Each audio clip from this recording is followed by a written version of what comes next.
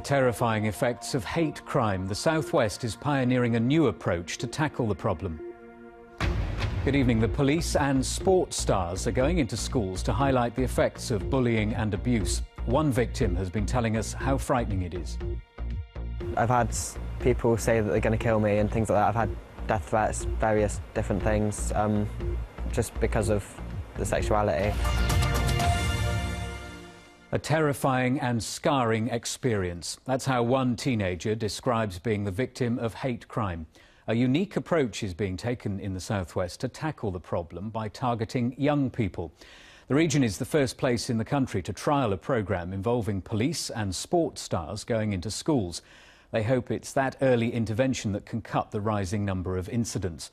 The most recent figures show there were more than 43,000 cases reported in England and Wales last year.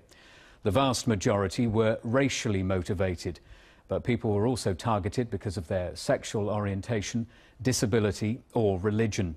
Well, one of the most high-profile cases of hate crime here in the South West was that of Stephen Hoskin back in 2006. He was bullied so much he took his own life. Spotlight's Andrea Ormsby reports. A gentle, vulnerable man. Stephen Hoskin from St Austell in Cornwall had serious learning difficulties.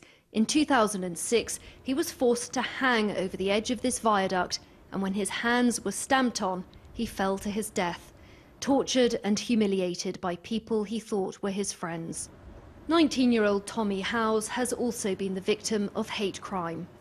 I have been hit a few times, and then I've had people say that they're going to kill me and things like that. I've had death threats, various different things, just because of the sexuality. All right, anybody know what diversity means? Today, a new pilot scheme is being launched by Devon and Cornwall Police to tackle hate crime from the classroom. The hope is that early intervention will eventually reduce the growing level of hate crime in the South West. When I compete against everybody in the world. At the heart of the initiative, local heroes, among them England sprinter Katherine Endacott, who's from Plymouth.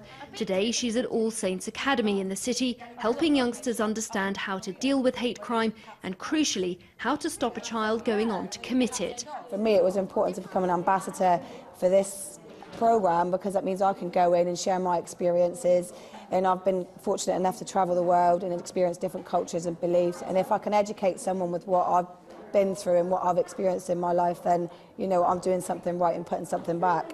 Well, I wasn't really sure about most of them, but she's taught us quite a lot, and it's helped, because then we now know that it's just horrible to be racist. I've learned the causes of hate crime and different kinds of arguments to do with it.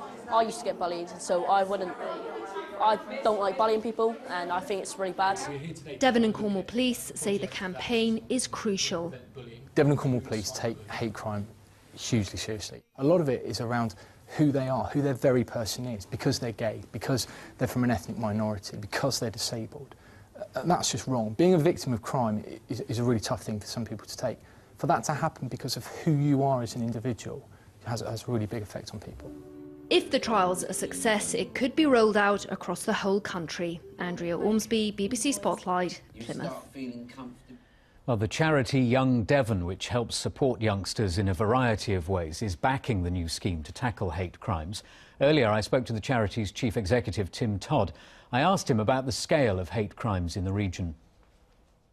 I mean, what we find is that, as with any form of abuse or crime committed against young people, is that sadly statistics show that young people are the largest group as far as victims of crime, and in relation to hate crime, that's no different.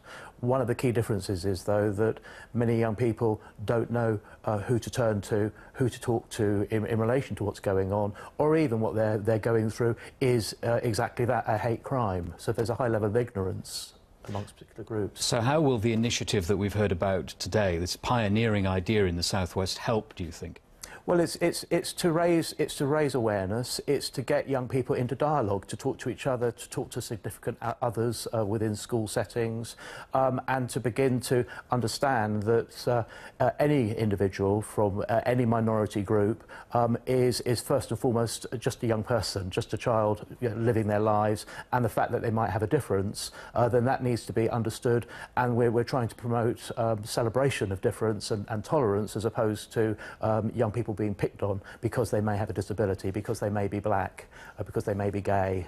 And targeting them at this age, I guess, is an idea of trying to change the culture further down the line. So this is less of a problem in society later on as well. Absolutely. Sadly, sometimes some of these attitudes are generational, and we know that the sooner and the earliest we can work with children and get them maybe the champions within their own family around attitudes, then that's got to be good. What we also know, though, is sadly, until we reach that point, there are still too many children suffering in silence, where perhaps they don't even know who to turn to or even what happens next. So our job is also to try and build up trust, so that a young person doesn't feel too scared to talk to somebody else, or to feel ashamed or embarrassed around what they're going through, that to know that there's somebody there who they can turn to who can help. OK, we must leave it there, but Tim Todd, thank you very much indeed for joining us.